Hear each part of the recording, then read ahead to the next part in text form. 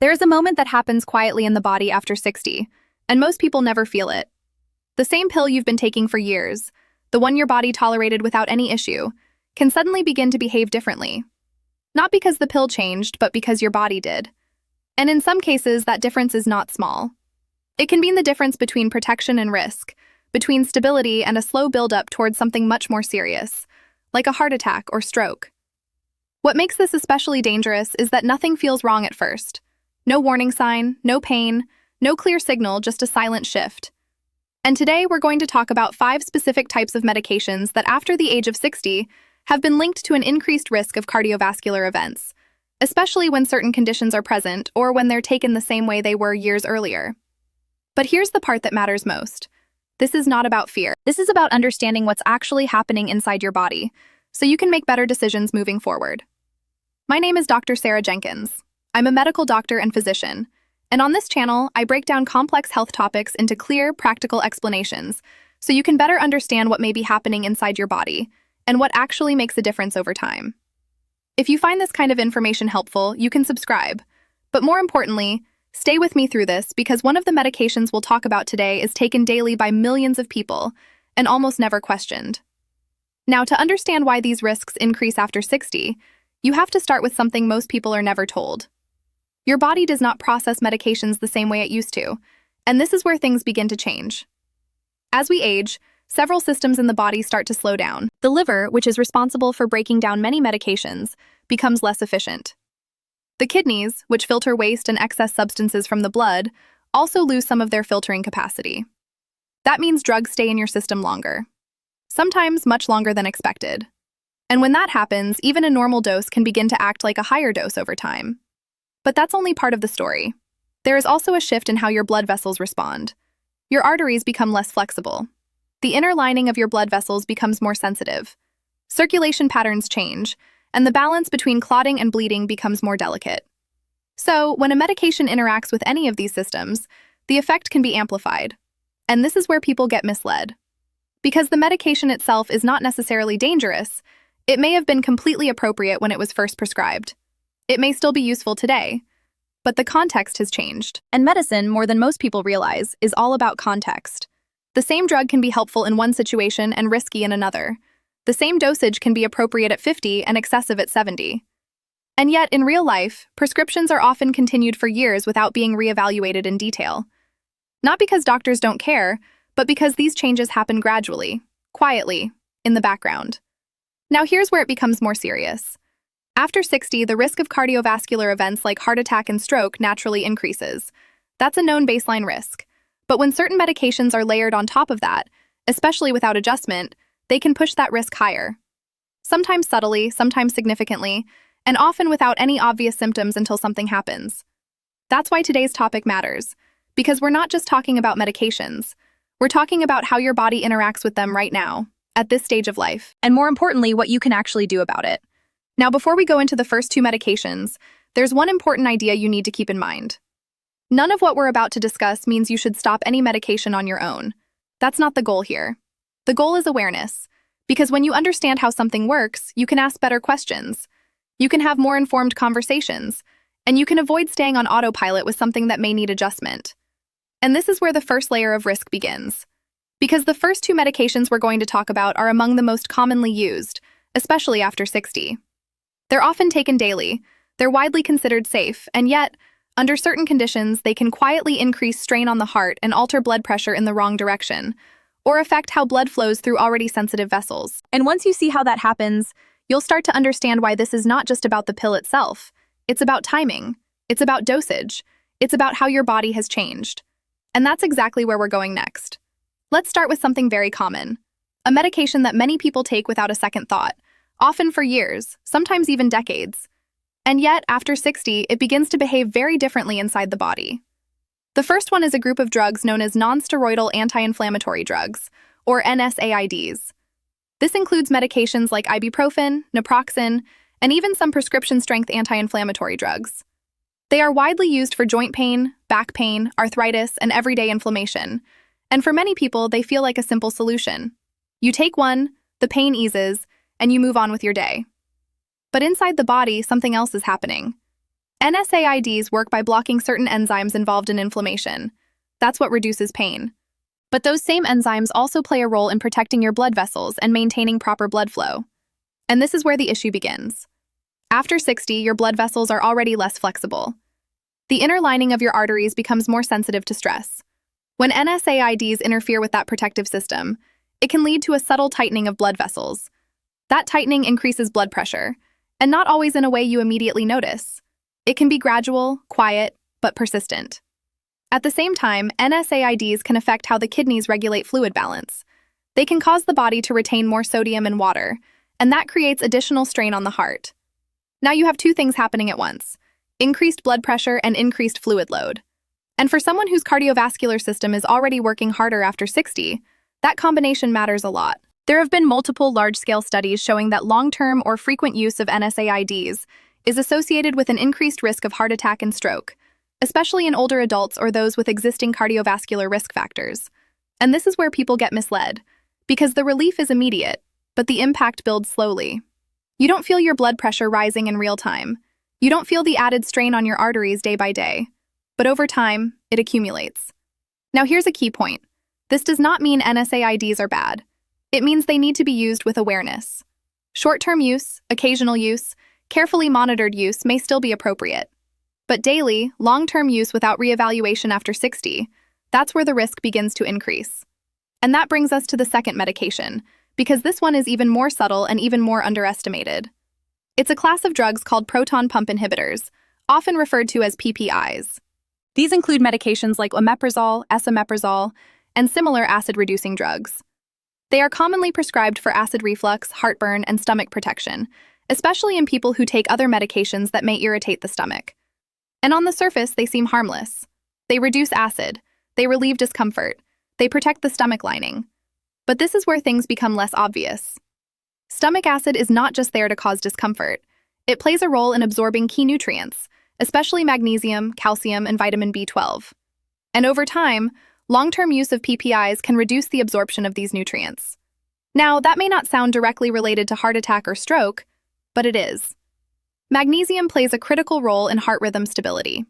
Low magnesium levels can increase the risk of irregular heart rhythms.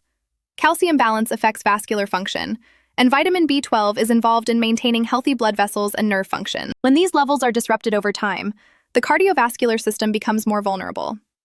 But there's another layer. Some research has suggested that long-term PPI use may affect the function of the endothelium, the inner lining of blood vessels. And that lining is essential for controlling blood flow, clotting, and vessel relaxation. When it doesn't function properly, the risk of vascular events increases. Again, this doesn't happen overnight. It builds slowly, quietly, and often without clear symptoms. Now here is where people get this wrong. Many individuals are started on a PPI for a short-term issue, like acid reflux or stomach irritation, but then continue taking it for years without reassessment. Because it feels safe, because it was prescribed, because nothing seems wrong. But the longer it continues without review, the more the underlying effects begin to matter.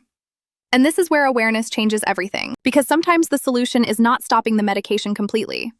It may be adjusting the duration, reassessing the need, or exploring whether a lower dose or alternative approach is appropriate. But that only happens when the question is asked. Now, what we've covered so far is just the first layer. Two very common medications, two mechanisms that quietly increase cardiovascular strain over time. But what comes next is where things begin to go deeper. Because the next two medications don't just affect pressure or nutrient levels, they interact directly with how your heart functions, how your blood moves, and how your system responds under stress. And once you understand that part, the picture becomes much clearer. Now, this is where things start to shift from subtle to something much more significant. Because the next two medications don't just influence blood pressure or nutrient levels, they interact directly with how your cardiovascular system behaves under stress. And in many cases, the effects are not immediate. They build slowly over months, sometimes years, which is exactly why they're so often missed. Let's start with the third one. A class of medications commonly used for sleep, anxiety, or calming the nervous system. These are known as benzodiazepines. Examples include diazepam, lorazepam, and similar medications. They are effective. They can reduce anxiety quickly. They can help with sleep. And for many people, especially later in life, they feel like a necessary support. But here's what's happening underneath. Benzodiazepines act on the central nervous system. They slow brain activity, which creates that calming effect. But they also slow down other systems in the body, including breathing, reaction time, and coordination. Now you might wonder, how does that connect to heart attack or stroke risk? This is where the mechanism becomes important. As we age, the body becomes more sensitive to these medications. They stay in the system longer, they accumulate more easily, and their sedative effect becomes stronger even at the same dose. Over time, this can lead to reduced physical activity, less movement, and more time spent sitting or lying down. And that matters more than most people realize, because circulation depends on movement. When movement decreases, blood flow becomes less efficient. The risk of clot formation increases, and oxygen delivery to tissues becomes less optimal. But there's another layer. Benzodiazepines can also affect breathing patterns during sleep. They can contribute to shallow breathing or worsen existing sleep-related breathing issues like sleep apnea. And when oxygen levels drop repeatedly during the night, even slightly, it puts additional strain on the heart. Now you've a combination: reduced circulation, lower oxygen levels, and increased vulnerability in an aging cardiovascular system. And again, this doesn't feel dramatic. It feels like fatigue. It feels like slower mornings. It feels like normal aging. But underneath, the system is under more stress than it should be. And this is where the long-term effect begins to matter. Because over time, these small changes can contribute to a higher risk of cardiovascular events, especially when combined with other factors like high blood pressure or existing vascular disease. Now here's something most people don't realize. The risk is not just from taking the medication, it's from taking it continuously without reassessment as the body changes. And that brings us to the fourth medication, because this is where things become even more complex. Not because of what the drug does on its own, but because of how it interacts with everything else. The fourth category is certain decongestants and stimulant-like medications. This includes drugs containing pseudoephedrine and some combination cold medications. These are often used for sinus congestion, colds, or seasonal discomfort, and they are easy to access. Many are available over the counter, which makes them feel safe. But their mechanism is very different. Decongestants work by constricting blood vessels. That's how they reduce swelling in the nasal passages. But that effect does not stay limited to the nose. It affects blood vessels throughout the body, including those connected to the heart. When blood vessels constrict, blood pressure rises, heart rate can increase, and the heart has to work harder to push blood through a tighter system. Now, in a younger body with flexible arteries, this effect is usually tolerated. But after 60, when arteries are already less elastic, that added constriction can become significant, especially if someone already has high blood pressure or is taking medications that affect cardiovascular function. And this is where combinations become dangerous, because many people do not take just one medication, they take several. A blood pressure medication, a pain reliever, something for sleep, and then, during a cold or allergy season, a decongestant is added on top. Individually, each one may seem manageable, but together they begin to interact. One raises blood pressure, another affects fluid balance, another slows the system down, and the body has to compensate. Now here's where people get caught off guard, because the trigger event, the moment something happens, often seems sudden, but the buildup has been there for a long time. This is what makes these situations so misleading. It feels like it came out of nowhere, but in reality, it was a gradual accumulation of stress on the cardiovascular system. And this is why awareness matters more than anything else. Because when you understand how these medications interact, you start to see patterns. You start to recognize when something may not be working in your favor anymore. And that's where the next part becomes critical, because there is one more medication. And this one stands out not because it is rare, but because it is incredibly common, widely used, and almost never questioned. And once you understand how it affects the body after 60, it changes the way you look at it entirely.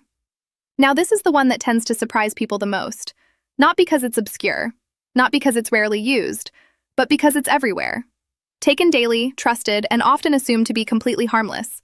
And yet, after 60, the way it interacts with your body can quietly shift in a direction that increases cardiovascular risk, especially when it's used without regular review. The fifth medication is low-dose aspirin. For years, aspirin was widely recommended as a simple way to protect the heart. A small daily dose, often called baby aspirin, was thought to help prevent heart attacks and strokes by reducing blood clot formation. And in certain situations, that is still true. For people who have already had a heart attack or a stroke, or who have specific high-risk conditions, aspirin can play an important protective role. But here's where things changed. More recent research has shown that for many adults over 60 who have not had a previous cardiovascular event, the routine use of aspirin may not provide the benefit people once believed. And in some cases, it may actually increase risk. Now let's break down why. Aspirin works by reducing the ability of platelets to stick together. That helps prevent clots from forming inside arteries. But clotting is not just something harmful. It is also a protective mechanism. Your body uses it to stop bleeding when vessels are damaged. After 60, blood vessels become more fragile. The lining of the digestive tract becomes more sensitive, and the balance between clotting and bleeding becomes more delicate. So, when aspirin reduces clotting ability in this context, it can increase the risk of internal bleeding, especially in the stomach or brain. Now you might wonder, how does that connect to stroke or heart risk? This is where the nuance matters. There are two main types of stroke. One caused by a clot blocking blood flow, and another caused by bleeding in the brain. Aspirin can reduce the risk of clot-related strokes, but it can increase the risk of bleeding-related strokes. And after 60, especially without a clear cardiovascular history, that balance can shift. In some individuals, the bleeding risk begins to outweigh the protective benefit, and that's exactly what more recent clinical guidelines have started to reflect. Now, here is where this becomes even more important. Many people started taking aspirin years ago based on older recommendations and simply continued. No change, no reassessment, because it felt like a safe preventive habit. But medicine evolves, and what was once standard practice is not always the best approach today. This does not mean aspirin is bad. It means it is specific. It must be matched to the right situation, the right risk profile, the right individual. And this is where understanding your own context becomes critical. Because taking aspirin just in case, without knowing whether it truly benefits you, can create a situation where risk is added without meaningful protection. Now here is the shift that matters. Up to this point, we've talked about 5 medications, each with a different mechanism, each affecting the body in a different way. But they all share something in common. Their risk increases when they are taken the same way, despite the body changing over time. And this is where control comes back to you, because the most important step is not stopping everything. It's understanding what needs to be reevaluated. So here are a few practical things that actually make a difference. First, review your medications regularly. Not just when something goes wrong, but proactively. Ask your doctor or pharmacist, do I still need this at the same dose? Has my risk profile changed? Is there a safer alternative at my current age? Second, pay attention to combinations. Many of the risks we talked about are not from a single medication, but from how multiple drugs interact. Even over-the-counter medications, even occasional use, everything counts. Third, watch for subtle signals. Not dramatic symptoms, but small changes. Increased fatigue, shortness of breath, unusual dizziness, changes in blood pressure readings. These are often early indicators that something needs adjustment. And finally, understand that your body is not static. What worked 10 years ago may not be ideal today. And that's not a problem. It's simply part of how the body evolves. Now, what we've covered so far gives you a clear picture of where the risks can come from. But the most important part is still ahead, because understanding the problem is only one side of it. What truly matters is what you do with that information moving forward, and how you use it to protect your health in a way that is practical, realistic, and grounded in how your body actually works today. If there's one thing to take away from everything we've just covered, it's this. The real risk is not the medication itself. It's taking it the same way while your body is no longer the same. Because after 60, your body is not simply an older version of what it used to be. It functions differently. It processes substances differently. It responds differently under stress. And most importantly, it tolerates imbalance less easily. That means even small mismatches, small excesses, and small interactions can have a larger impact than they once did. And this is where many people unknowingly fall into a pattern. They continue what has always worked. They trust what has always been prescribed. They follow the same routine day after day, year after year, not realizing that the context has shifted. And this is not about doing something wrong. It's about something that was never clearly explained. Because in medicine, there is a concept that doesn't get talked about enough. Not everything needs to be added. Sometimes things need to be adjusted, reduced, or reconsidered. And that process is just as important as starting a treatment in the first place. Now here's where this becomes empowering rather than concerning. Because once you understand this principle, you start to see your health differently. You stop looking at medications as fixed, permanent solutions, and you begin to see them as tools. Tools that need to be used at the right time, in the right way, for the right stage of life. And when that alignment is correct, they can be incredibly helpful. But when that alignment drifts even slightly, that's where risk begins to build. Now think about the 5 medications we discussed.